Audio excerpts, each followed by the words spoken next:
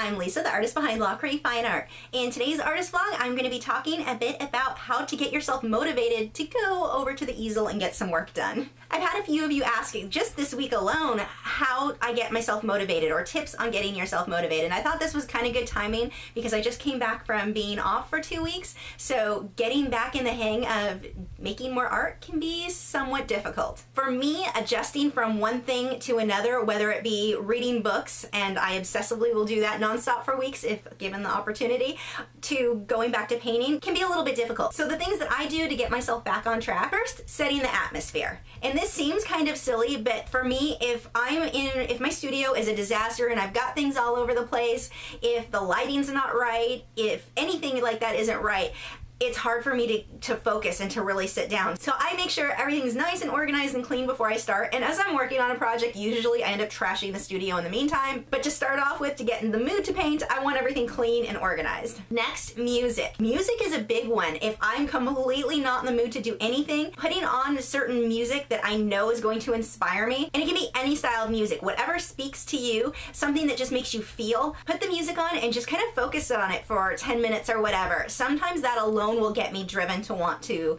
head over to the easel. I also like to prepare. I like to have certain scents, like I'm obsessed with Scentsy. So unless I'm oil painting where I've got enough odors being released into the room, I'll have Scentsy going and have a cup of tea ready, that sort of thing. I like to get prepared with all of those things just to kind of put me in the right mind frame. These are the things that happen when I'm about to paint. It's kind of a psychological thing. Like they say, don't use your bedroom as an office because it makes it hard for you to shut down and go to sleep. And for me, the studio is the same way. I have to get it prepared to where I'm in the right frame of mind. Like, these are the things that happened right before I paint. So just preparing like that helps me out personally a lot. The next thing that I do, I have a file on my computer where I have saved artwork from some of my favorite artists. Not because I'm going to copy them, but because they inspire me. Just looking at them makes me think, I want to be able to paint like that. I want to be able to do what they're doing. And so if I can look at what some of these artists that I aspire to be more like are doing, that can push me over the hump of wanting to paint when I've not been in the mood. I also keep a file on my computer full of royalty-free reference photos that I've either saved, that I've seen my friends on Facebook post. Of course, I get permission from them to paint them before I start saving those,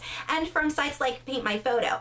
Just having those available to you to quickly go through. Sometimes you'll see something that one day didn't really necessarily move you, but another day you see it and you get all excited and want to paint. That excitement of really wanting to recreate something, that sometimes will push me over the I don't want to paint hump. My next thing is that I like listening to audiobooks. Actually, I prefer to read, but I don't have time for it. So I will listen to audiobooks. If you've got a good narrator, which can sometimes be surprisingly difficult to find, but if it's a good narrator, you can really lose yourself into that story. And so there'll be times where 12 hours of painting have gone by when I wasn't in the mood to paint, and I'm like 12 hours later, I've gotten so much work done just because I was lost in that story. So sometimes listening to audiobooks can really, really help. And that's not so much getting motivation in the first place, it's just kind of a way to get yourself to sit still and keep painting, because it's so easy. Even if listening to music, there'll be times where I'll start painting and an hour later I'm just not into it. I don't want to do it. I want to get up and do something else.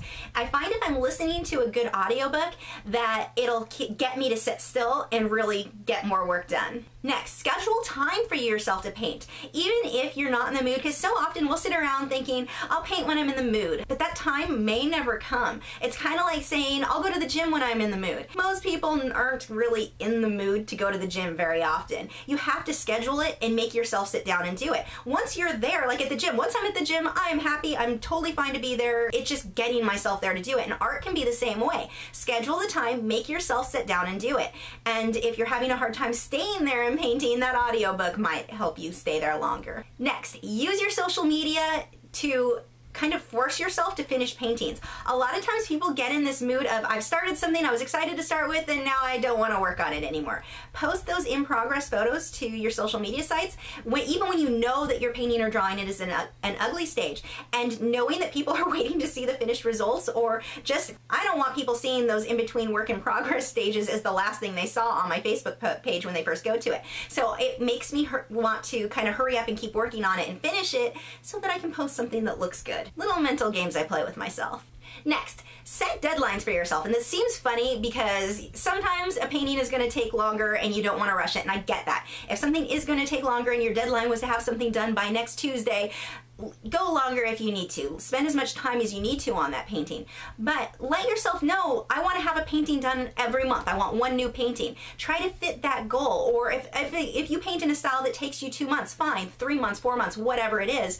I'm not saying to rush, but I'm saying set goals and deadlines for yourself, and sometimes that will help get you motivated to paint because you're trying to meet those deadlines. If you don't make the deadline, don't rush and ruin the painting. That's not what I'm saying at all. If you have these goals on when you want something finished, sometimes that alone will be enough to get you over to the easel and working. And those are all the little tricks that I use to keep myself motivated. Let me know in the comments below what little tricks you guys do to get yourself motivated to paint. If you're new to my channel, I have new video critiques every Tuesday where I'm critiquing your original paintings or drawings, my own speed paintings, drawings, and tutorials every Wednesday. Starting this week, I will also have social media tips each Thursday, and then artist vlogs each Saturday. Oh my gosh, so many art videos.